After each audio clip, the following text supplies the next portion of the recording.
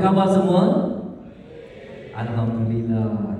Saya berharap anda semua teruja dan bersemangat ya untuk memulakan sesi yang pertama di hari pertama FLW 2023. Untuk sesi ini, penutur ini atau speaker ini akan membawakan sebuah perkongsian berkaitan kepentingan literasi kewangan dalam kehidupan, terutamanya dalam berdepan dengan cabaran hidup seperti peningkatan kos sara hidup.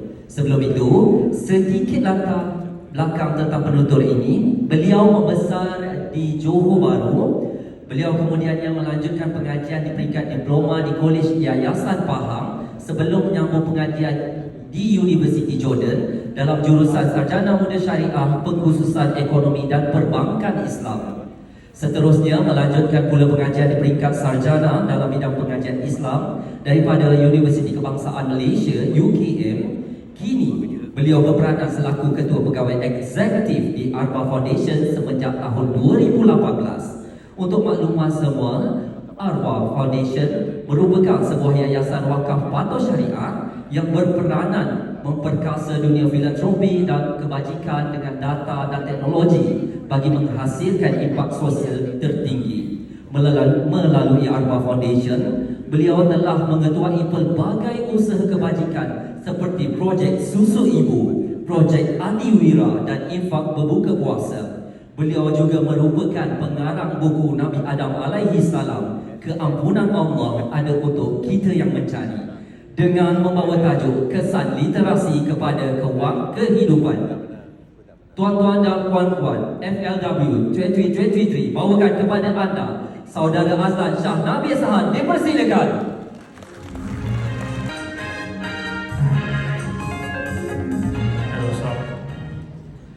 Assalamualaikum warahmatullahi wabarakatuh. Salam sejahtera, selamat pagi, salam Malaysia Madani. Pertamanya saya ucapkan terima kasih kepada pengacara majlis. Beliau terlupa nak sebut kesan literasi kewangan terhadap kehidupan. Dan hari ini kita akan ada masa lebih kurang 35 hingga 40 minit. Saya akan berkongsi beberapa pengalaman. Saya berada di dalam dunia perbankan sekitar 8 tahun sebagai pegawai bank. Kemudian mungkin dah boring dengan gaji yang tinggi, saya berhenti sekejap. Kemudian saya libatkan diri saya dalam satu kajian berkenaan perkahwinan kanak-kanak di Malaysia dengan UNICEF. Dalam perkahwinan itu, dalam research berkaitan perkahwinan itulah saya mula nampak sisi yang saya tak nampak selama ini tentang kemiskinan yang ada di Malaysia. Kemudian saya kembali seketika ke bank dan saya berhenti, dan seterusnya saya menumpukan perhatian kepada Arba Foundation, sebuah yayasan yang bekerja untuk membantu kanak-kanak di Malaysia keluar daripada kitaran kemiskinan. Jadi saya ni macam ada dalam dua alam.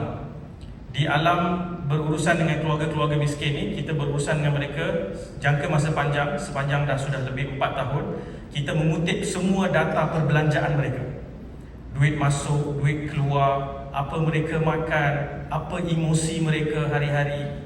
Kita catat dan kita analisa data itu untuk melihat bagaimana sebenarnya suasana kehidupan di bawah tekanan kemiskinan dan kos sara hidup yang semakin tinggi. Bila diperhatikan dan diteliti dengan baik, sebenarnya kita boleh sebutkan literasi keuangan ini adalah satu ilmu yang amat penting kerana kita akan gunakan sepanjang hidup. Daripada kita lahir sebenarnya, kesan bagaimana ibu dan ayah kita, atau ibu sahaja atau ayah sahaja, depends pada bagaimana situasi keluarga itu, memberi kesan kepada bagaimana kita dibesarkan, dan ia juga shape, membentuk bagaimana kita berinteraksi dengan duit, kewangan, harta, sehinggalah sampai kita menghembuskan nafas yang terakhir. Satu ilmu yang cukup penting, cukup memberi kesan. Dan hari ini kita akan lihat satu sisi, kerana saya lihat dalam jadual kita ada banyak speakers yang akan tumpukan kepada aspek-aspek yang penting, tentang simpanan, tentang pelaburan, tentang bagaimana membuat bajet dan sebagainya. Hari ini saya ingin lebih tertumpu kepada aspek yang kita boleh kata macam software sikit, emosi di sebalik kira-kira duit, ringgit dan sens ini, yang mana sebenarnya tak banyak beza antara orang kaya dengan orang miskin, kerana manusia behaviornya lebih kurang sama apabila dia berurusan dengan duit. Hanya saja beza, ada orang yang dapat lebih, ada orang tak dapat banyak. Okay? Kalau kita lihat dalam slide yang seterusnya, ini adalah beberapa implikasi yang tadi pun bila Tan Sri Datuk Sri Ahmad Bakri sebut tentang bagaimana kesannya literasi keuangan ini bukan hanya kepada individu atau mana-mana kelompok kecil, tapi kesannya adalah kepada seluruh negara. Dan kita boleh lihat dalam order ni. Kalau kita boleh gerak sikit, ke saya yang tekan, ke saya sebut je, hey Siri, move to the next slide. Ini adalah 5 dapatan yang saya cerangkitkan daripada laporan-laporan research yang ada tentang bagaimana kehidupan kebanyakan manusia hari ini, bukan hanya di Malaysia tapi seluruh dunia, dan kesannya adalah rentetan daripada literasi keuangan ataupun kedudukan keuangan. Yang pertama, pagi tadi waktu tengah drive kat sini, sedang lalu jam dekat depan DPF tu, tuan-tuan tahu ini kawasan paling jam di Malaysia.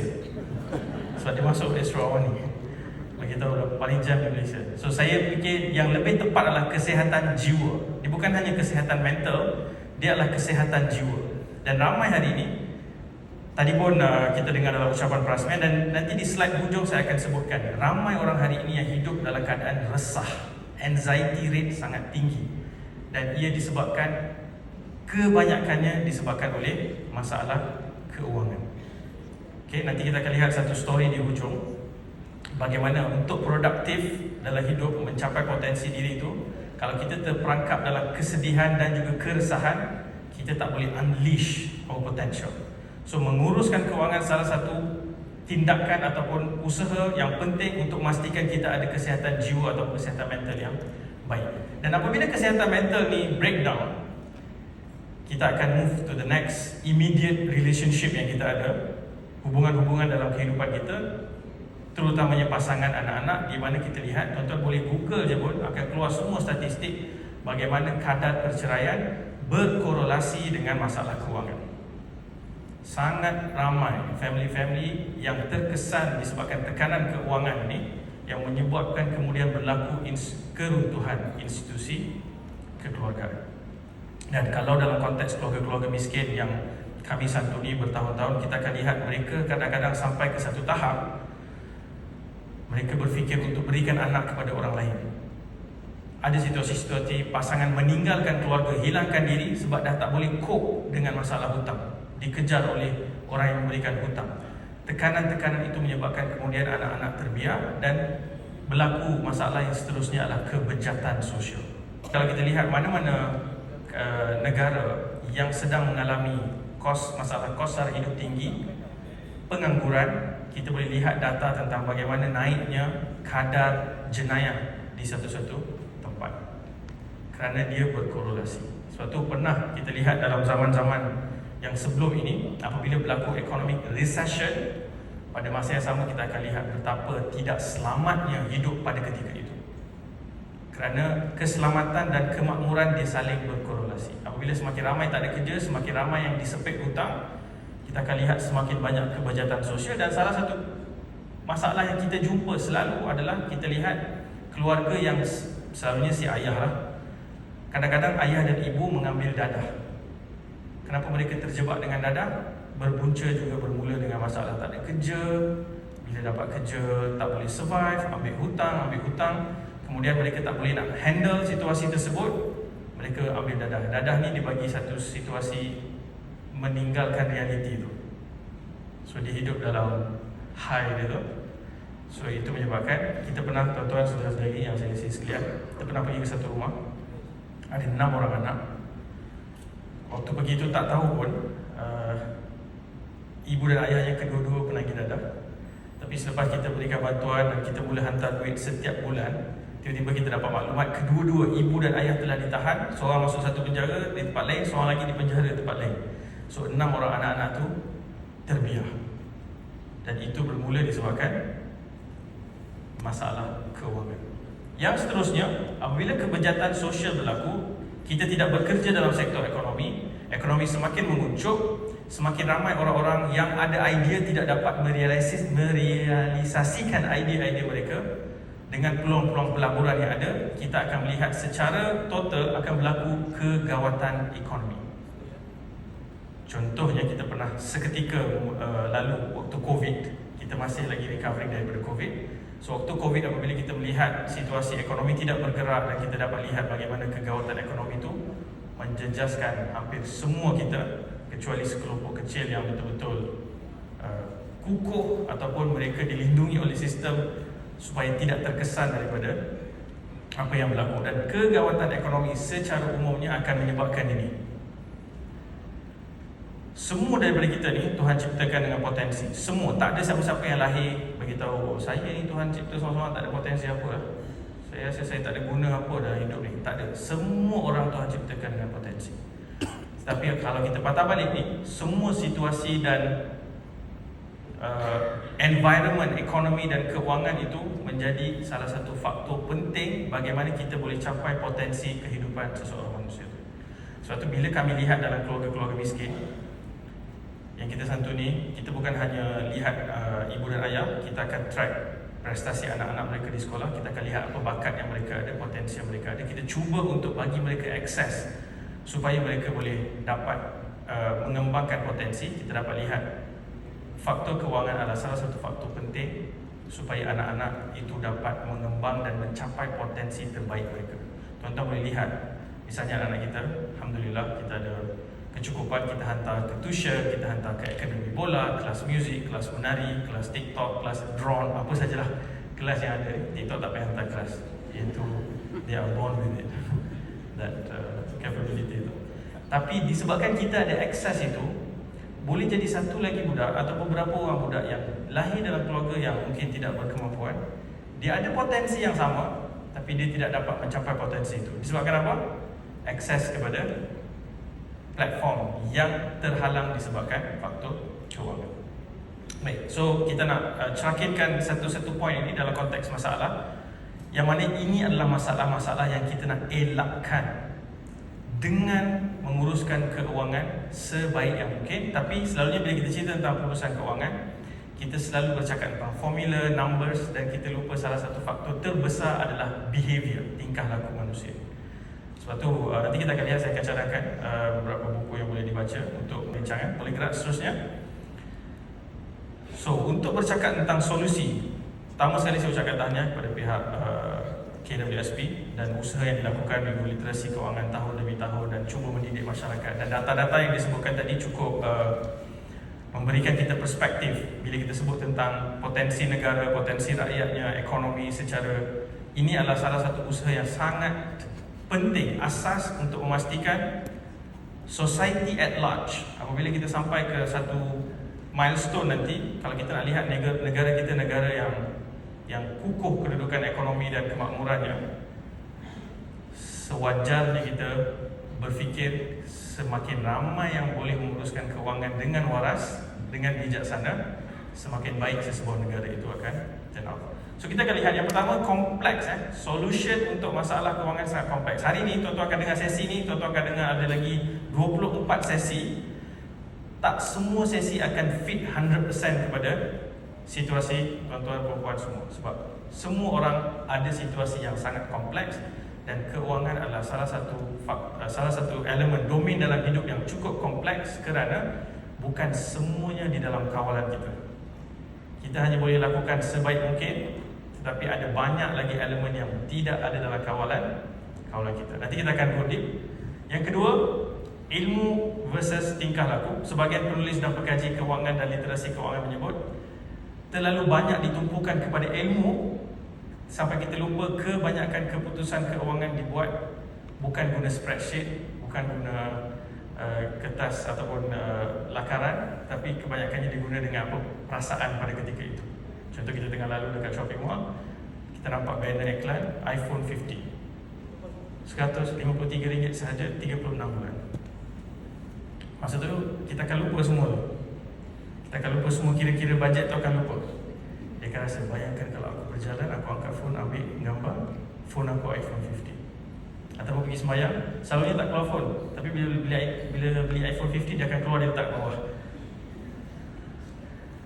So semua orang selalu tengok, oh iPhone 15. So di emosi, dia adalah benda yang banyak melibatkan tingkah laku, kita akan lihat nanti. Dan jangka pendek versus jangka panjang, yang ini saya mula appreciate bila kita tengok ramai pihak yang mungkin ada tanggapan tentang orang miskin ni, dia tak gerti urus duit. Tapi bila kita tengok, mereka bukan ada masalah tak reti urus duit, mereka ada masalah tak cukup duit yang nak diurus tu, sebab tu berlaku kemiskinan tu. Tapi ramai juga orang yang dia cukup duit tu, tapi cara diuruskan tu membawa dia ke jalan untuk dia jadi miskin selepas tu. Okay? Dan yang terakhir adalah kita kena clear apakah tujuan akhir yang kita nak capai. So ini yang kita akan bincangkan dalam masa lebih kurang 20 minit lagi. Kemudian saya sangat suka kalau kita dapat ambil soalan dan berbincang supaya kita dapat campurkan idea. Okay? Seterusnya, kita datang daripada generasi-generasi yang berbeza. Contohnya Tan Sri, barisan pimpinan pengurusan tertinggi. Mereka datang daripada generasi konteks ekonomi sewaktu mereka membesar, keputusan-keputusan, cara mereka dapat kerja, cara mereka menguruskan gaji waktu mereka first bekerja. Semua itu membentuk bagaimana mereka melihat jangka masa panjang dari sudut kewangan. Berbeza dengan generasi sekarang. Generasi kita mungkin rasa senang je sebenarnya buat duit. Mungkin saya tak kata absolute, mungkin. So dia kata, alah belanja je, swipe je. Nanti aku buat 1-2 program kat TikTok, aku buat certain live, aku boleh cover balik.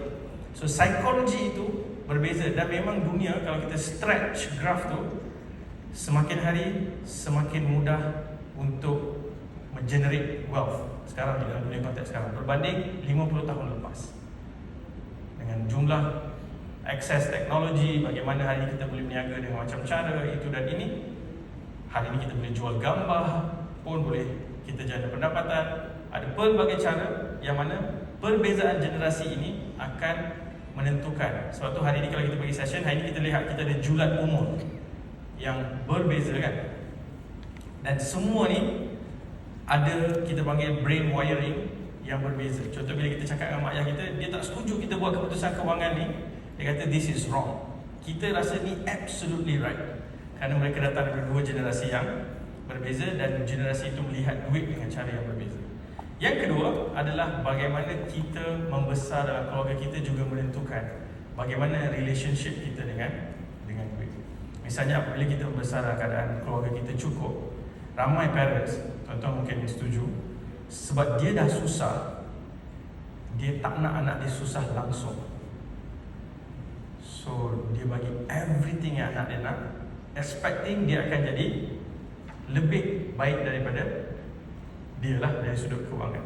Ada waktu menjadi, kebanyakan waktu tidak menjadi, sebab dia tak boleh appreciate the value macam mana nak perceive income. Sebab it's always like this, minta dapat, tiba-tiba bila pergi ke tempat kerja, buat certain project, get rejection, fail, dia tak boleh handle. So itu juga menentukan bagaimana dia membuat keputusan tentang kewangan. Demikian juga orang yang membesar dalam keluarga miskin, mereka juga ada certain mindset. Sebab tu kalau tuan-tuan dengar buku yang popular ni, Rich Dad Poor Dad tu, buku tu bermula dengan premis menceritakan bagaimana Robert Kiyosaki ni cerita dia membesar dengan ayah dia yang kerja gaji tetap sebagai guru, dan ada certain principle dan cara fikir tentang duit yang dia nampak tak boleh growth. Tak ada growth, tak boleh jadi kaya. Berbanding dengan jumpa Rich Dad, ayah angkat yang ada perspektif dan cara fikir yang berbeza tentang duit. Walaupun dia maksudnya Robert Kiyosaki ni cerita dia dengan cara yang ayah dia ajar tu, dia boleh hidup with financial freedom, tapi dia tidak akan jadi kaya. So perspektif ini, keluarga ini semua menentukan bagaimana. Dan paling hujung juga begitu penting, kerajaan kita, belief system, bukan hanya agama. Ada orang yang beyond ni, ada certain belief system yang sebenarnya menentukan bagaimana dia buat keputusan keuangan, menyebabkan things become so complicated. Contoh dalam konteks sebagai penganut agama Islam, kita ada satu clause dalam agama kita bahawa hutang ni salah satu perkara yang paling bahaya. Kalau mati dalam keadaan berhutang dan hutang itu tidak dibayar, hadis itu menyebut bahawa roh tidak akan diangkat ke langit walaupun mati syahid. So maksudnya itu memberikan kita perspektif, aku tak boleh ni. Berbeza dengan orang yang mungkin tidak percaya dengan konsep tersebut. Dia kata hutang je, bankruptcy, kita tutup company, kita start baru. Hutang je. Live entirely on debt. So itu semua menentukan bagaimana seseorang membuat keputusan tentang duit. Okey, seterusnya, baik, tingkah laku. Salah satu masalah terutamanya orang muda hari ini adalah berbanding generasi dulu, generasi sekarang emosinya jauh lebih tergoda. Okay? Generasi dulu melihat social media sebagai tools, sebagai satu alat untuk berkomunikasi, untuk menyebarkan maklumat.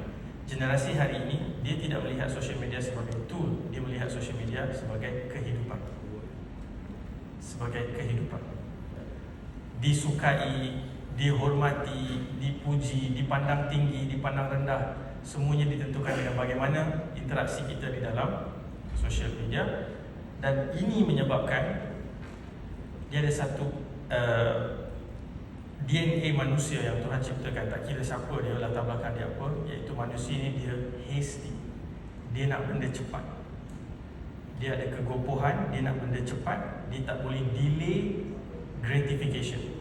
So dalam suasana ekonomi hari ini, dalam suasana marketing, business hari ini adalah emosi. Emosi nak cepat, emosi nak recognition, emosi nak be on the top, dibakar dan dihidupkan sehingga kita membuat keputusan-keputusan tanpa berfikir.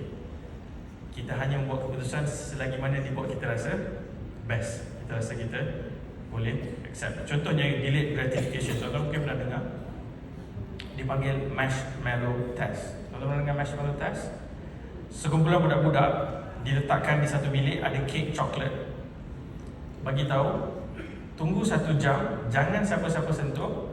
I'll be back. Masa tu siapa yang tak sentuh dia akan dapat makan, ataupun siapa yang tak sentuh dia akan dapat satu lagi kek, siapa yang sentuh dia tak akan dapat. So tuan-tuan boleh pergi kat YouTube, tuan-tuan boleh tengok banyak orang buat eksperimen yang sama dan melihat tahap self-control menentukan masa depan, termasuk masa depan keuangan. So mengajar self-control ni, behavior mengawal diri dan delay gratification ni menentukan kewarasan pengurusan keuangan masa depan. So budak-budak yang tend to tak boleh tahan dan makan sementara tak boleh nak tunggu 1 jam tu, mereka track budak-budak ni beberapa tahun dan melihat bagaimana keputusan-keputusan yang mereka buat sepanjang hidup, benda tu mempengaruhi banyak faktor dalam keuangan mereka. Manusia ni dia ada ketamakan dia, which brings to the next point.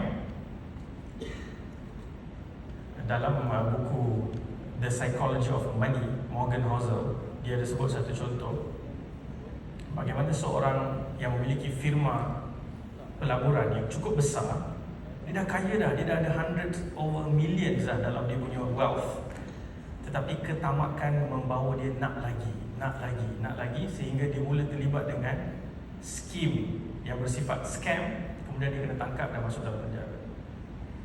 So ini bukan hanya sains dan psikologi hari ini membuktikan bahawa kita akan ada problem untuk mengawal kepuasan ini. Bahkan Nabi kita pun memberitahu manusia ni, anak Adam ni, kalau diberi satu lembah penuh dengan emas, dia akan nak yang kedua, dia akan nak yang ketiga, dia akan nak seterusnya dan seterusnya. Dia tidak akan puas.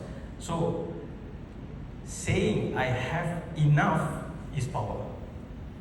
Untuk rasa enough itu adalah kuasa yang cukup besar. Dan selagi mana kita tak selesaikan masalah untuk decide bila kita akan rasa enough, selagi itu kita akan masuk dalam rat race yang takkan berpenghujung.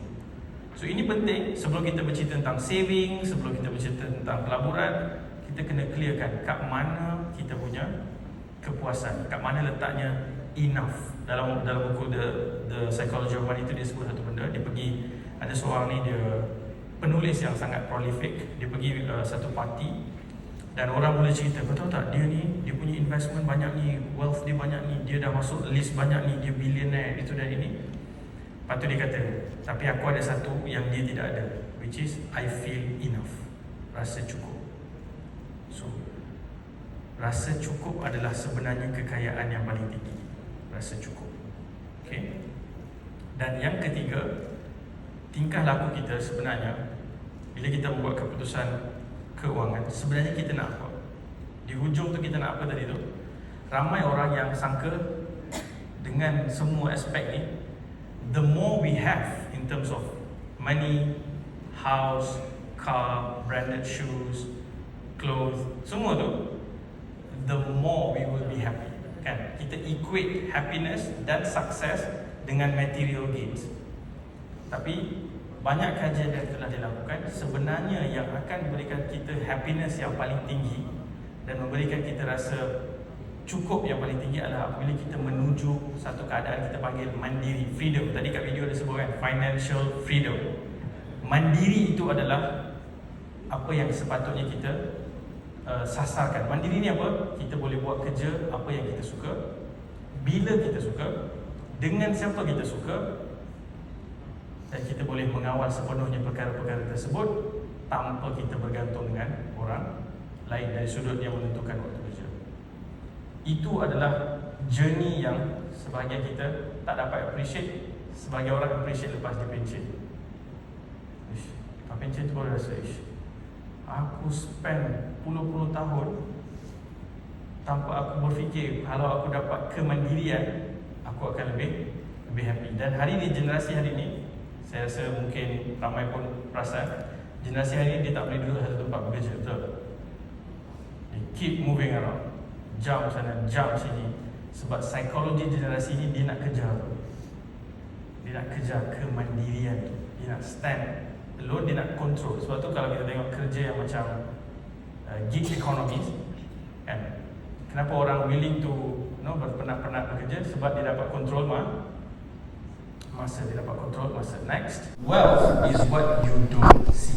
Sebenarnya bila kita tengok orang lain pakai kereta ni, orang ni masuk rumah ni, kita ingat itulah kekayaan dia. Itu bukan kekayaan. Wealth is what you don't see. Yang kita nampak selalunya, yang kita celebrate dan kita envy adalah barangkali hutang dia, barangkali dia beli barang tu dan barang tu keluarkan duit daripada wealth dia. Yang sebenarnya apakah yang ada dalam bentuk wealth tu tidak diketahui. So kita kena ada mindset macam ni supaya kita tidak bersikap setiap kali kita ada something, we want people to see what we have. Dan ini drive. Kalau kita lihat dalam statistik, household debt di Malaysia sangat tinggi, sangat-sangat tinggi. Hutang isi rumah di Malaysia sangat tinggi. Dan saya tak kata semua orang buat keputusan disebabkan ni, tapi kebanyakan kita buat keputusan sebab we want people to know how much is our worth. And that is a very dangerous thing. Kita berada dalam satu masyarakat yang mengukur kejayaan dengan material possessions. So tuan-tuan bayangkan, hari ni kita pergi sekolah, kita berobat, kita berlumba untuk banding siapa dapat skor paling tinggi dan sebagainya. Dan bila kita buat keputusan untuk masuk ke universiti, tuan-tuan boleh tengok hari ni demografi di universiti, tuan-tuan akan lihat courses, bidang-bidang dan sarjana yang paling popular adalah yang paling tinggi nilai pulangan duit yang ada kalau masuk ke alam pekerjaan. Kerana itu sahaja yang di-equate sebagai sukses. Dan ini ada kesan panjang, jangka masa panjang kepada negara at large. Apabila semua orang hanya tertumpu kepada material gains, kita akan lihat banyak social sciences yang akan runtuh. Dan sekarang kita tahu siapa thinkers kita, siapa philosophers kita, sebab there is no money there. Contoh kita nak sambung bidang sejarah, mak akan tanya, kau nak makan apa nanti? Makan buku sejarah? Atau sambung bidang-bidang yang orang kata, tu kalau starting tu kerja gaji berapa tu? Sebab kita letakkan framing material return adalah everything. Kalau tak ada benda ni, then it's not worth pursuing, walaupun dia minat. Baru ni salah satu perkara yang Abah Foundation buat adalah disebabkan budak-budak yang ada di kampung dia tidak ada potential, ataupun dia punya potential tu terhalang. Bukan dia tidak ada potential, dia tidak ada access untuk unleash potential dia. Kita bawa dia travel ke sebahagian tempat. So ada seorang budak ni, cita-cita dia, sepenuh jiwa raga dia adalah nak jadi guru.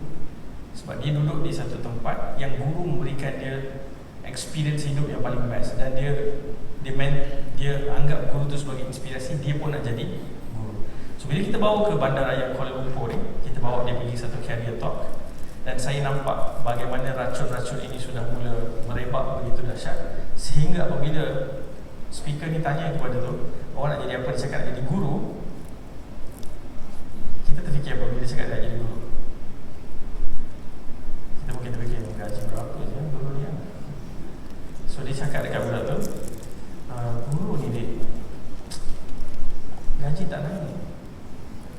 susah, dia kerja lain, dia cadangkan kerja lain yang gaji dia lebih besar. So saya rasa ada problem daripada sudut fikir yang macam tu apabila kita frame dan kita labelkan semua jenis kerjaya dan kita ukur keberjayaan seseorang dengan keuangan semata-mata, dengan level of wealth and material gains semata-mata, which will destroy a lot of human potential apabila kita hanya ukur dengan material. Yang kedua, tema kita demi masa depan yang lebih baik kan, masa hadapan yang cerah bermula hari ini. Yes, exactly. Apa yang kita buat hari ini kita akan gain later.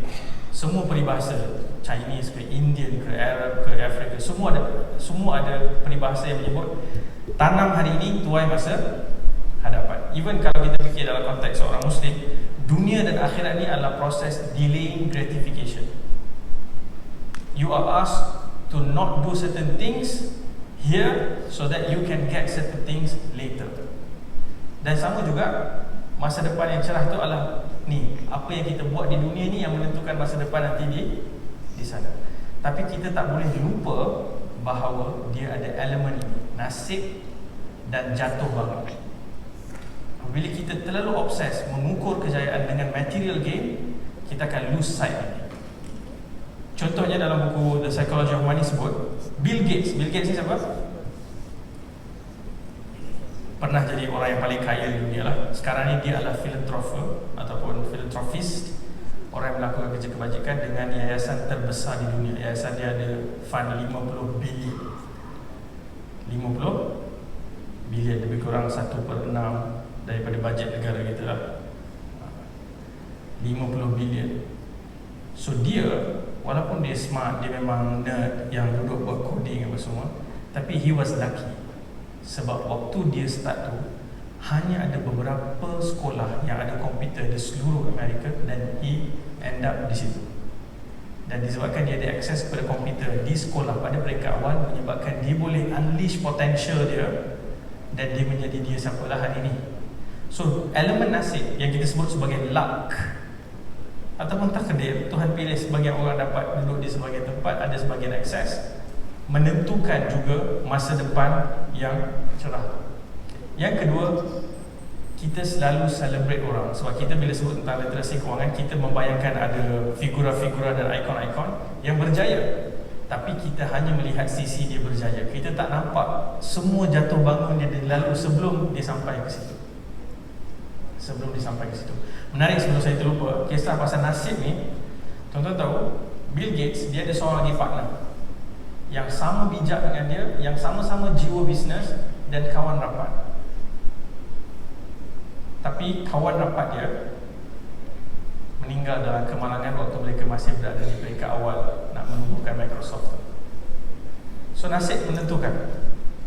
Ada orang yang pergi dulu. Itu saja masa yang diberikan untuk dia ada di dunia. Demikian juga nombor 3, kita takkan boleh predict apakah kejutan-kejutan yang akan berlaku di depan. Boleh jadi kematian pasangan, boleh jadi kita kemalangan dan lumpuh. Ini semua adalah elemen-elemen yang akan buat kita rasa rendah diri. Sebab bahayanya duit ni, good kalau kita ada stability dan sebagainya, tapi kalau kita biarkan dia merasuk, kita akan rasa we are in absolute control. Dia akan membuahkan kesombongan yang cukup berbahaya. So ini elemen-elemen jangka masa panjang yang kita perlu fikirkan. Dan bila saya sebut kejutan, nasib, jatuh bangun, ini dari sudut literasi kewangan, inilah reason kenapa kita kena ada praktis behavior untuk menyimpan yang baik. Menyimpan ini bukan mesti aku simpan ni sebab nak beli iPhone, aku simpan ni sebab nak pergi travel, aku simpan ni, tak perlu ada reason pun. Kita boleh sahaja menyimpan kerana kita tak tahu apa yang sedang menanti di hadapan. Selekoh-selekoh tajam yang ada di hadapan ni kita tak tahu. Maka aspek ini cukup penting. Yang seterusnya, baik, ini lebih kurang slide yang terakhir. Ada satu lagi slide, lepas tu kita akan buka. Okay. First kali saya cadangkan tuan-tuan cari buku ni, The Psychology of Money, antara buku yang latest juga ditulis dan being celebrated by many intellectuals sebagai salah satu buku yang mengambil sisi lain dan memberikan perspektif tentang sebenarnya macam mana relationship kita, dan dia akan debunk ni apa? Membongkar banyak popular ideas yang kita diberi tahu sejak dulu bahawa ini cara untuk menyimpan, ini cara untuk mendapatkan pulangan pelaburan paling tinggi, dan dia akan buat macam bedah siasat dan buka cerita tu dan bagi balik kepada kita sisi yang sebenarnya kita perlu consider.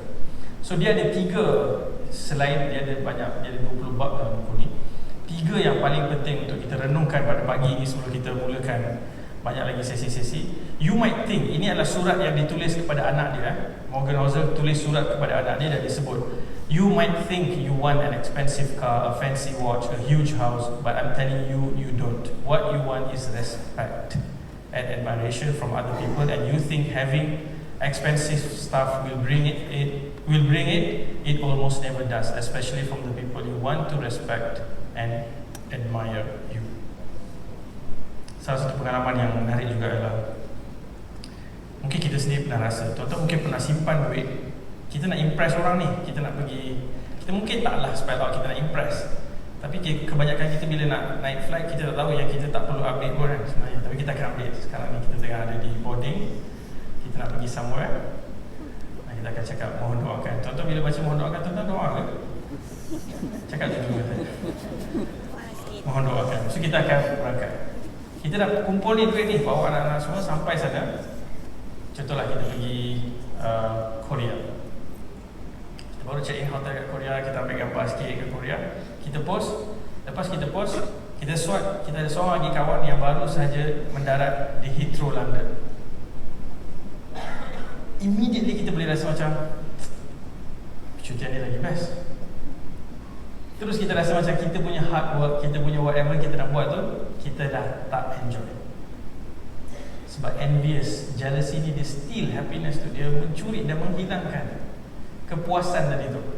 So bila kita berada dalam constant loop of comparing, kita sehingga rasa harga diri kita adalah pada apa yang orang akan sebut tentang kepemilikan dan pengalaman yang kita ada, which is definitely akan membawa kita kepada kesihatan, masalah jiwa dan mental tadi. Kita takkan pernah dapat rasa happy.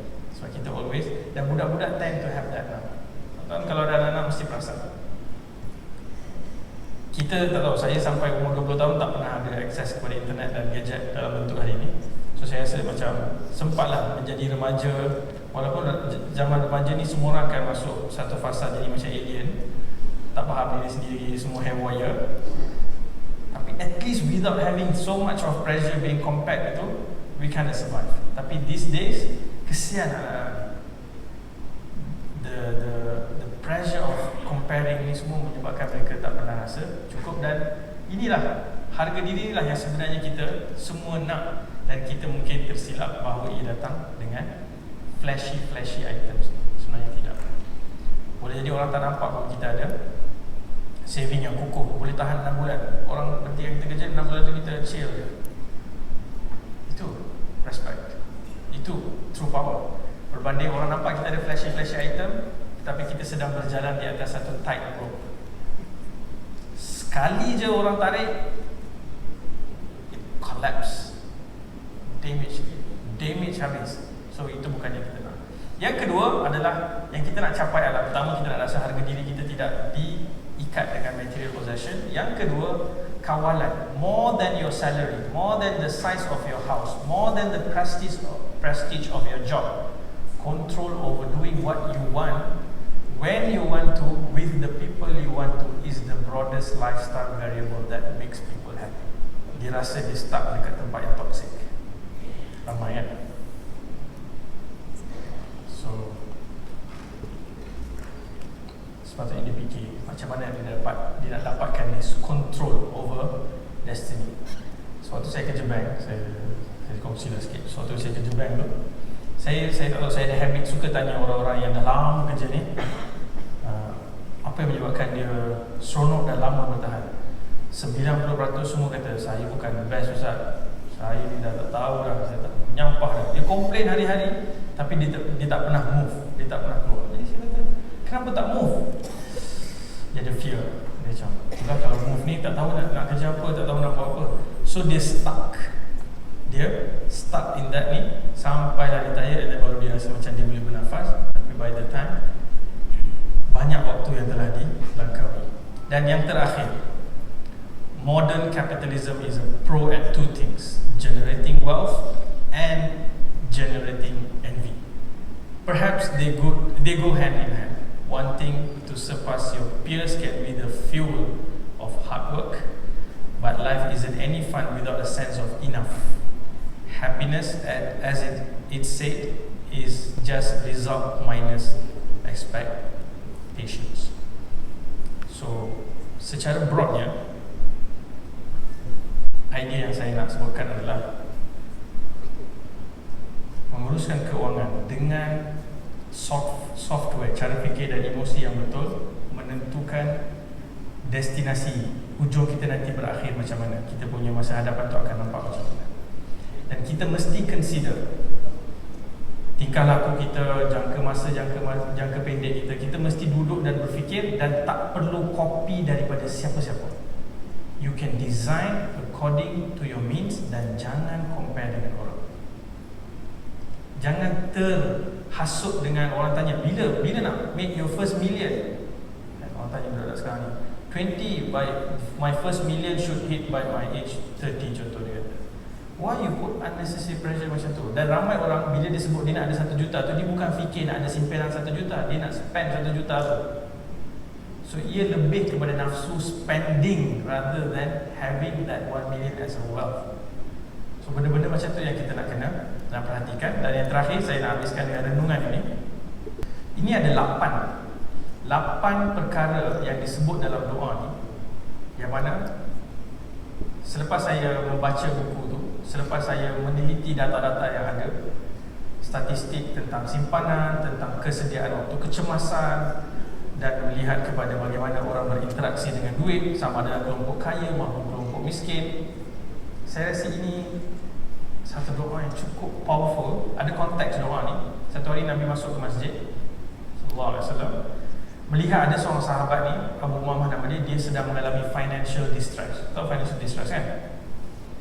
Ada hutang, income problem, dia tengah duduk dan sedang grieving, sedang bersedih. So Nabi tanya, kenapa ni? Dia kata, aku tengah ada hutang, masalah kewangan. Saya mungkin semua ada pengalaman ni, tapi bukan semua duduk di masjid lah. Mungkin healing sampai ke pagi lah, duduk dekat dalam kereta, ada orang driving 4 jam, going nowhere, been there done that. So Nabi kata, baca doa ni setiap pagi dan petang, dan Nabi kata, you will grow, become better. So sahabat ni baca dan dia kata, yes, this doa bagi dia mindset, bagi dia attitude, bagi dia sikap untuk kemudian dia selesaikan hutang dia dan dia kembali menjadi orang yang produktif. So ini adalah 8 poin untuk kita hidup produktif dengan mengurus pengurusan keuangan yang baik. Yang pertama, Allahumma inni a'udzubika minal hammi wal hazan. Keresahan. Ya Allah, aku mohon berlindung daripada Engkau daripada keresahan. Keresahan ni adalah tentang apa yang akan berlaku pada future, masa depan. Kebanyakan kita ada keresahan tu kan.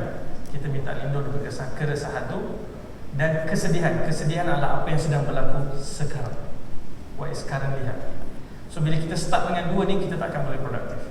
Bila kita ada excessive anxiety dan excessive sadness. Yang kedua, kita minta lindung daripada ajz wal kasal. Bila kita terlalu resah, kita terlalu sedih, kita akan jadi lemah. Kalau kita tengok certain karakteristik orang yang sedang mengalami mild depression ataupun diagnosed with depression, dia akan rasa weak, dia tak boleh bangun pagi, dia rasa malas, tak nak buat apa-apa.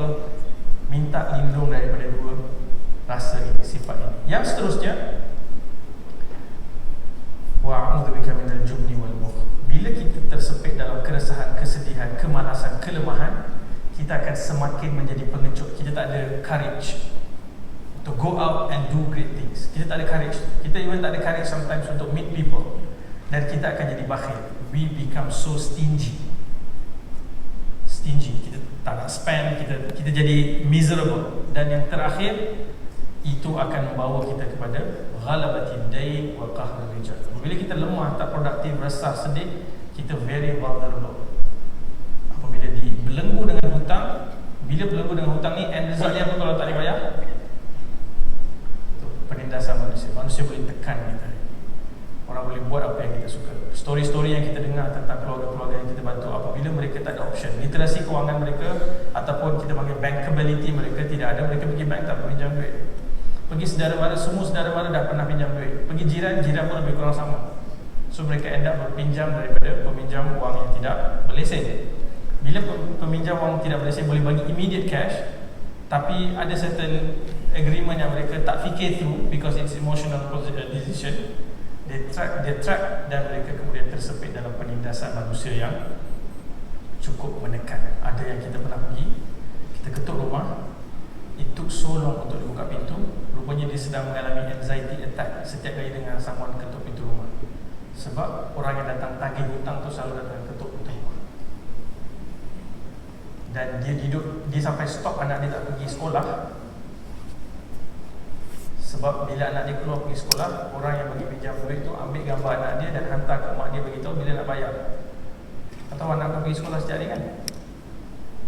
Kan nak ambil dia kan? That kind of threat. So itulah penindasan manusia yang akan kemudian break our self. So as a summary, waktu pun dah tinggal lagi 7-8 minit. Sebagai kesimpulannya, ini satu usaha menyebarkan, memperkasakan rakyat jelata dengan menguruskan keuangan. Ini satu usaha yang cukup penting kalau kita semua sama-sama nak lihat negara kita menjadi negara yang lebih baik, lebih maju dan lebih makmur. Dan ia bermula daripada kapasiti diri kita sendiri dulu. Dan bila kita sebut daripada diri kita sendiri, kita kena kenal behavior, tingkah laku, bagaimana kita berinteraksi dengan duit. Sebab kita mungkin guna spreadsheet, kita mungkin ada certain table yang kita masukkan income berapa, gaji berapa persen saving. Itu yang tadi Datuk Tan Sri sebut, ramai orang yang ada budget plan tapi tak execute budget tu. Sebab kat mana start? Kat yang tadi tu, tingkah laku, jangka pendek, jangka panjang. Kat situ dia start. So kita mesti strengthen ourselves untuk manage benda tu. Just for example, lepas ni kalau ada tawaran certain item dijual dengan installment plan ke whatever ke, get it now. Cuba train untuk tahan diri, menguruskan emosi yang berbolak-balik dalam tu. Kawan-kawan semua dah beli Thermomix ni. Wah. So semakin kita try, later semakin kuat kita punya emotional muscle untuk handle temptations, we will start to feel the sweetness of freedom. Freedom is not having so much of money. Freedom is having less needs. Semakin sedikitnya kemahuan dan keinginan kita, semakin kita ada freedom. Okay? Terima kasih banyak. Assalamualaikum warahmatullahi wabarakatuh. Okay, ini soalan yang popular. Orang suka tanya sebab kita ada tendensi untuk berfikir bagi ikan ni tak bagus, kena bagi joran. Saya hanya nak bagi perspektif. Ada ketikanya manusia dalam situasi yang hanya boleh diberi ikan. Kalau bagi joran, dia tak ada tempat nak pancing, atau dia tak ada kemampuan pun nak memancing. So sementara dia dah jumpa kolam nak pancing, dan sementara dia dah boleh ada kekuatan untuk memancing, dia hanya boleh diberi ikan.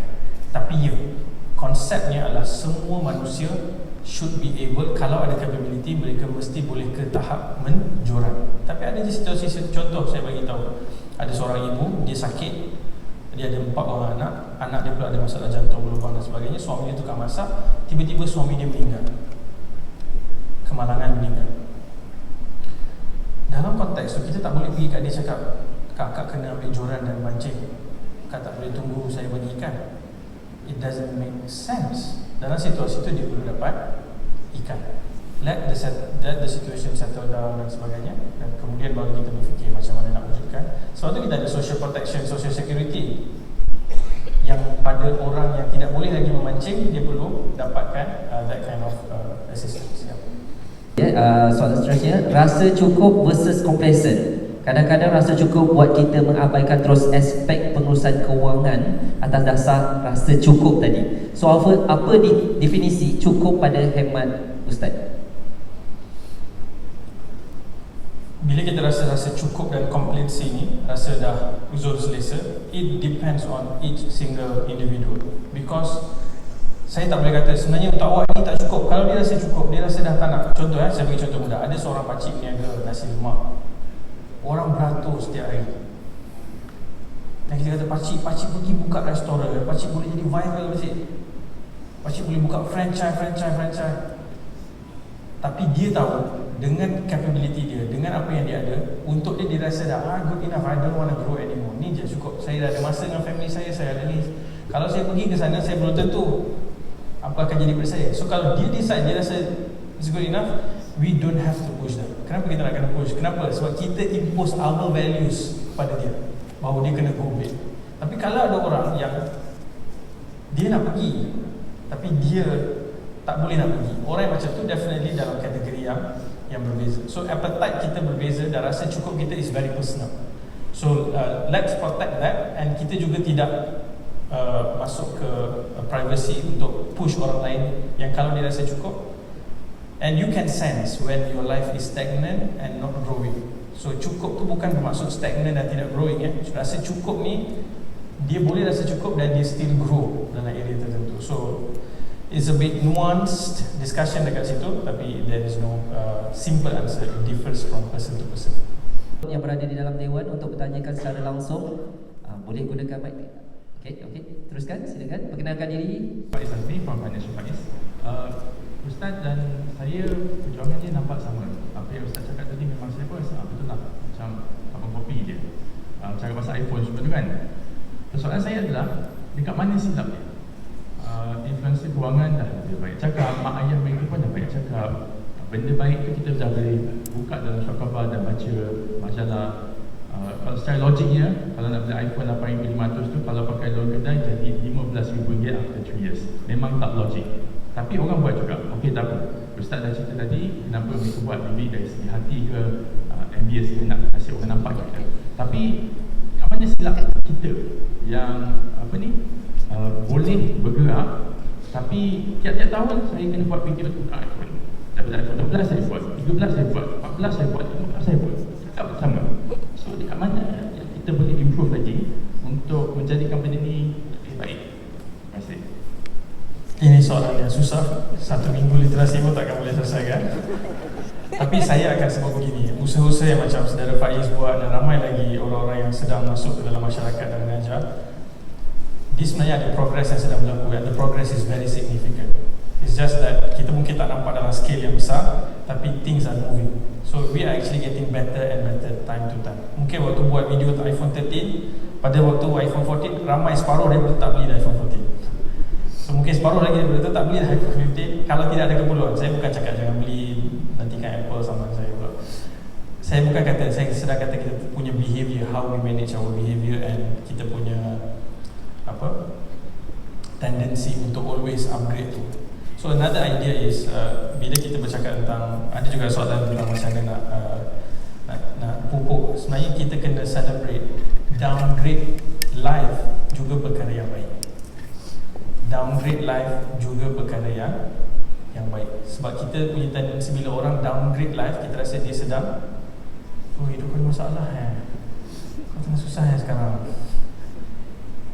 Dia maybe tak ada apa kesusahan pun, dia just nak kurangkan financial burden dia dan dia nak ada more freedom dalam certain areas. Dia downgrade life. Dia nak sama belajar ke, dia nak buat apa ke, dia nak spend more time ke, it's completely fine. So kita kena ada that nuance thinking bahawa upgrade, downgrade is not necessarily equal to success, failure. So itu akan membuka, even kalau dari sudut apa yang saudara sebut tadi, di manakah silapnya. Saya rasa usaha tu sedang berjalan, silap dia saya pun tak pasti di mana. Tapi the thing that I want to focus on is we are progressing, we are doing better and better from time to time. Saya ingat secara kesimpulannya adalah kita bayangkan sewaktu kita berada di pembaringan pada momen-momen terakhir, what would be the biggest regret yang kita mungkin ada dalam hidup.